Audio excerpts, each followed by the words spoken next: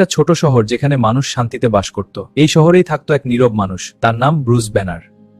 Bruce ছিল শান্ত, ভদ্র আর সাহায্যপ্রবণ। সে কারো সাথে ঝগড়া করত না, কিন্তু তার ভেতরে লুকিয়ে ছিল এক অজানা শক্তি। একদিন এক ভয়ঙ্কর দুর্ঘটনায় তার শরীর বদলে যেতে শুরু করলো। রাগ হলেই সে আর মানুষ থাকত না। রাগের সাথে জন্ম নিল এক বিশাল শক্তি, হাল্ক। শহরের মানুষ তাকে ভয় পেতে লাগলো। তারা ভাবল হাল্ক মানেই ধ্বংস। জানালা বন্ধ কর। এক রাতে ভয়ঙ্কর ঝড়ে শহরের পুরনো ব্রিজ ভেঙে পড়তে বসে। একটা স্কুল বাস ঝুলে পড়ে মৃত্যুর মুখে। সবাই ভয়ে দাঁড়িয়ে রইল, কেউ সাহস পেল না এক পা এগোতে। মাটি কেঁপে উঠল, এক বিশাল সবুজ ছায়া এগিয়ে এলো। একটা শিশু কাঁপা গলায় বলল, তুমি কি আমাদের বাঁচাবে? হাল্ক গর্জে উঠল না, সে শুধু বলল, হাল্ক বাঁচায়।